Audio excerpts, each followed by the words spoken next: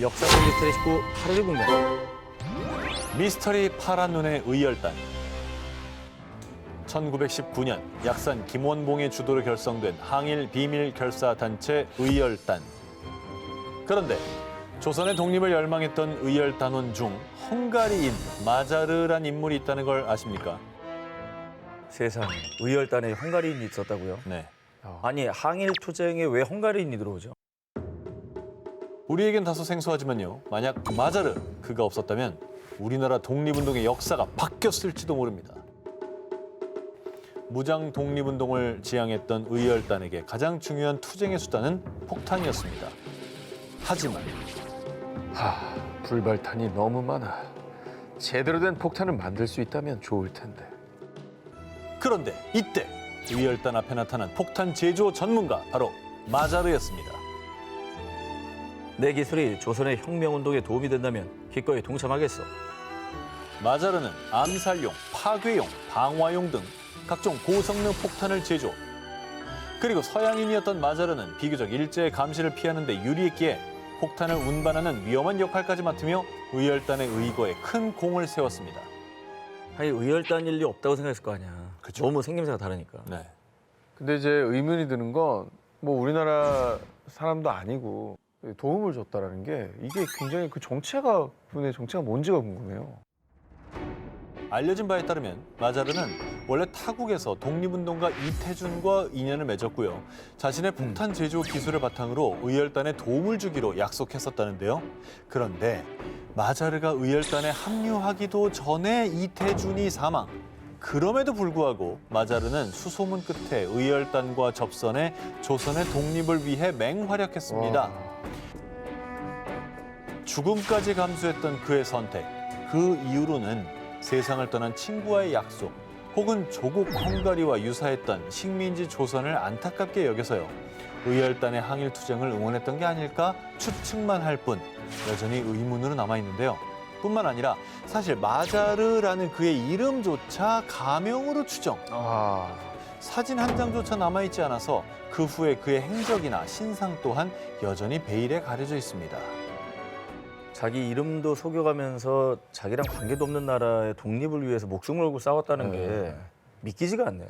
그러니까 그게 네. 너무 감사한데도 지금 이제 기록이나 자료가 없어서 그러니까. 어떻게 찾을 수가 없다는 게 너무 아쉽네요. 조선을 위해 목숨 걸었던 파란 눈의 폭탄 제조 전문가 마자르. 당신은 대체 누굽니까? 역사 속 미스터리 19, 7위 공개합니다. 한복 입은 남자는 누구인가? 여러분 이 그림 혹시 아십니까? 저거 알아? 루벤스. 내가 말하려고 그랬는데.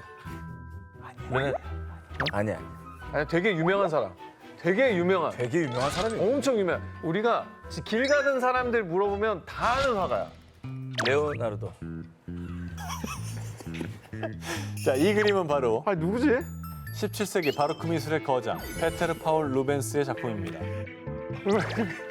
아니라며. 루벤스라고 했잖아. 다시 돌고 돌다 눈치가 없나 보고 아니야. 다시 루벤스로 왔어. 1983년 미국 LA 소재 유명 미술관이 낙찰받은 이후 한복 입은 남자라고 소개되어 화제. 하지만 루벤스가 도대체 누굴 그렸는가? 그림 속 주인공이 누구인가를 두고 그 미스터리가 이어져 오고 있습니다. 세상에 알려진 그림 속 인물의 이름은 안토니오 꼬레아.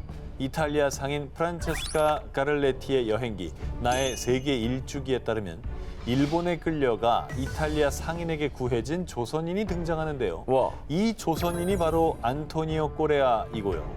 일부 학자들에 따르면 1606년에서 1608년경 피렌체에 머물던 안토니오 꼬레아가 그곳에서 루벤스를 만나 그림 모델이 됐다는 겁니다. 어허.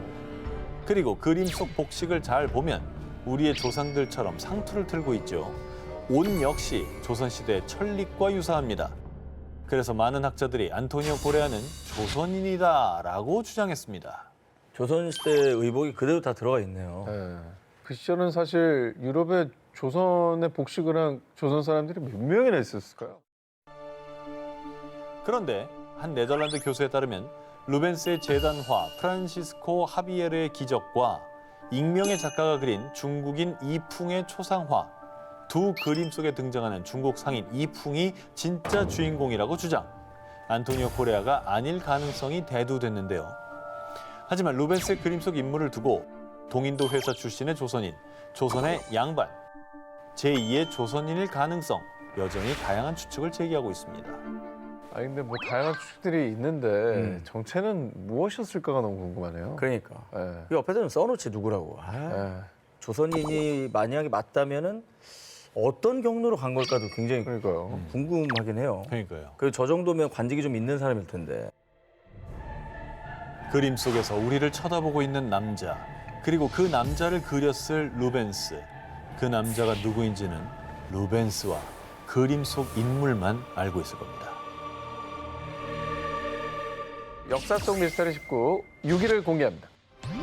선화공주는 모모가 아니다. 백제서동이 절세 미녀로 알려진 신화의 선화공주를 사모해 아이들에게 일부러 부르게 했던 노래 서동요.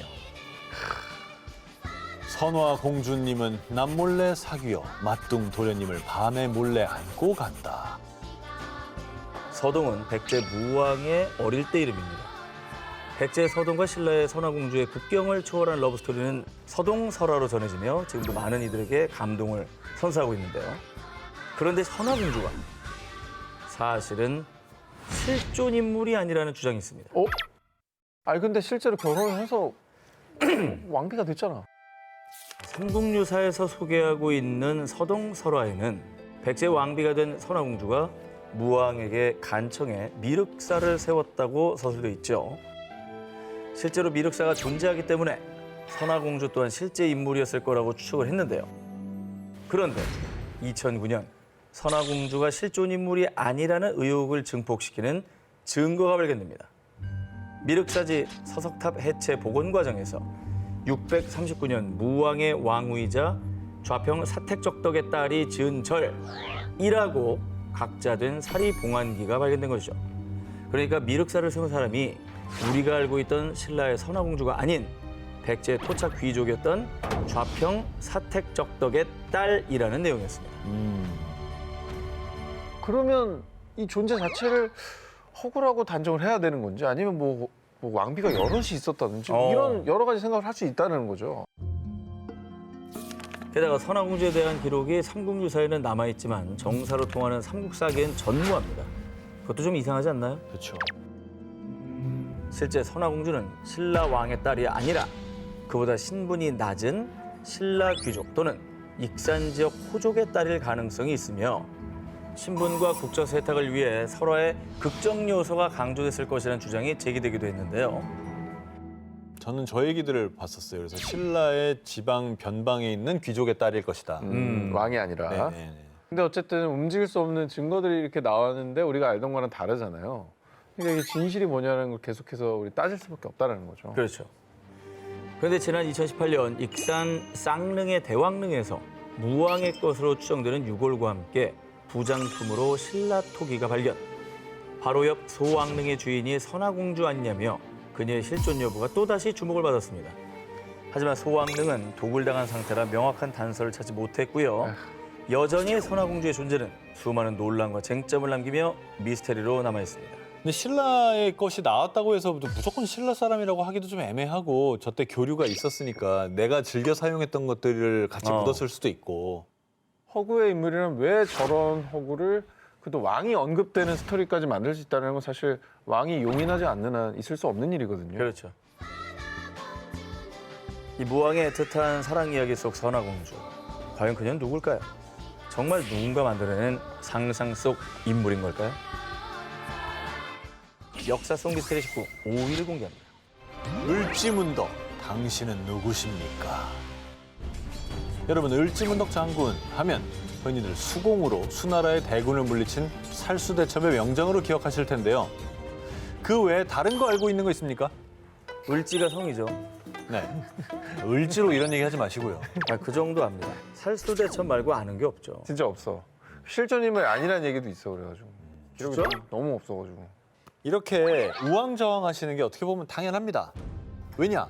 을지문덕 장군이 언제, 어디서 태어나서 어떻게 자랐고 또 언제 어떻게 죽었고 심지어 을지문덕의 이름은 맞는지 관직명인지 미스터리 그 자체 기록에 남아있지 않기 때문입니다. 그렇군요. 오로지 살수대첩에 대한 기록만이 후대에 작성된 삼국사기 열전의 을지문덕전과 1931년부터 연재된 심채호 선생의 조선상고사에 자세히 등장할 뿐입니다.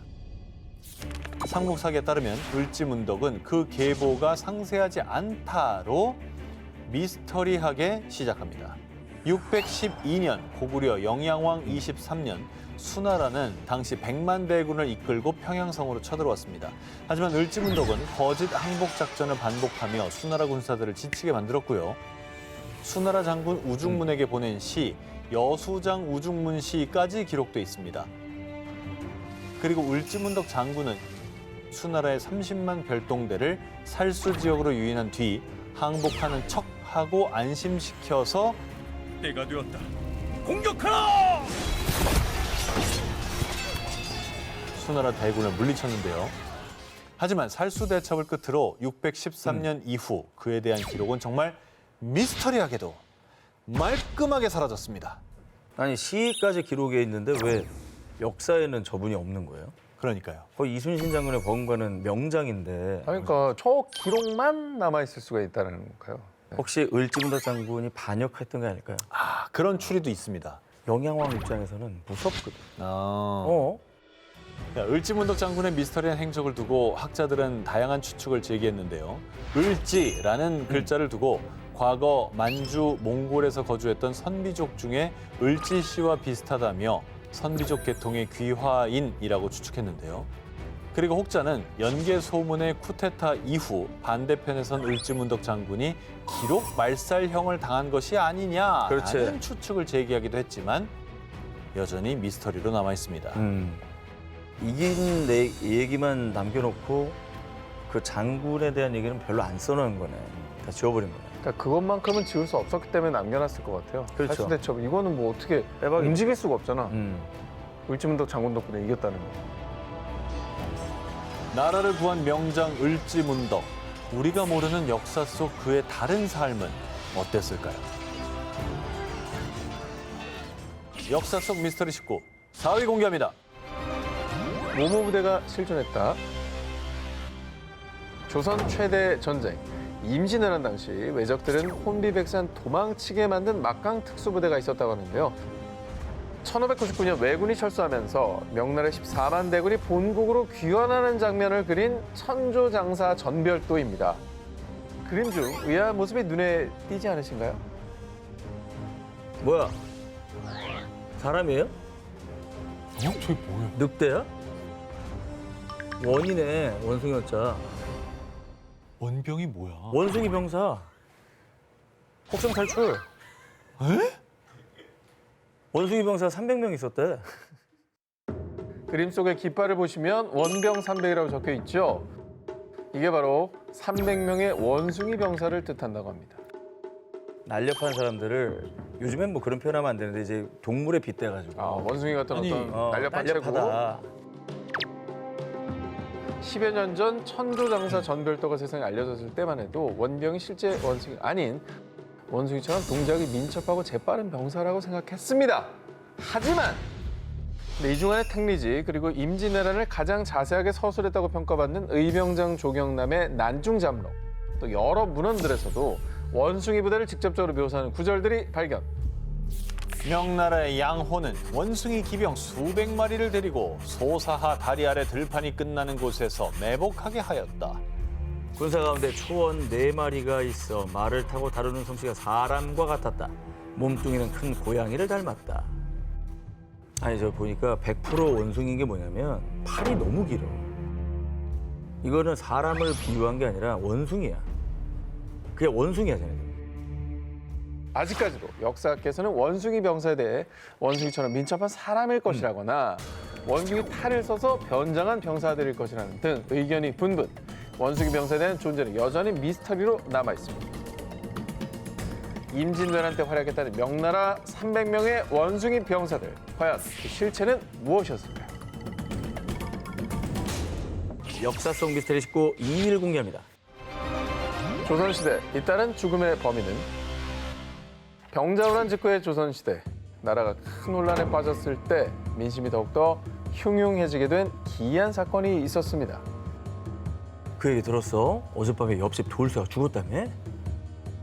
아유, 끔찍해라. 아니 대체 몇 명째 죽어나가는 거야? 사람들의 잇따른 죽음의 범인으로 지목된 이는 다름 아닌 귀신이었습니다. 의병장 조경남이 기록한 난중잠록에 따르면요.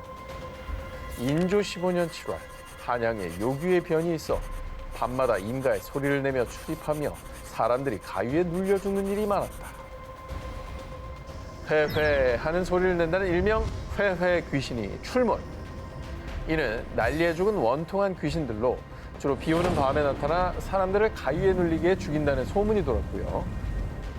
한양에 이어 삼남 지방까지 그 피해가 확산. 조선 각지에서 사람들을 죽이는 회외 귀신에 대한 공포가 급속도로 퍼져나갔습니다.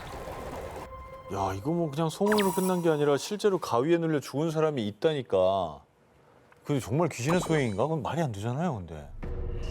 회외 귀신을 단순 괴담으로 치부할 수 없는 게 사람들이 연쇄 사망.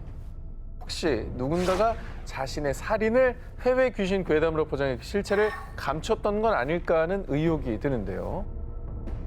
이에 민심이 소란스러워지자 실제 조정에서도 이 귀신의 정체를 알아내려고 의금부가 조사에 착수. 위령제를 지내는 등 조치를 취했지만 사람들의 공포심은 쉽사리 사그라들지 않았고요. 이에 한간에서는 회회의 귀신 괴담은 조정에 불만 있는 세력들일 겁니다. 전쟁으로 가족을 잃거나 포로로 잡혀갔다가 도망쳐온 사람들이 나라 망하라고 괴담을 유포한 거죠. 라고 주장하기도 했습니다. 하긴 뭐 지금처럼 무슨 과학 수사나 뭐 CCTV나 이런 게 발달하기 전에 뭐 검시관에 있었겠지만 뭐 얼마나 정확했겠어요. 그죠? 네. 그러니까 이게 미스터리가 많이 있었을 것 같아요. 사람들이 잇따라 죽어나갔던 공포의 회외 귀신 소동. 그 괴담의 이면에는 귀신을 앞세워 자신의 죄를 감추려했던 악한 살인자들이 있었던 건 아닐까요?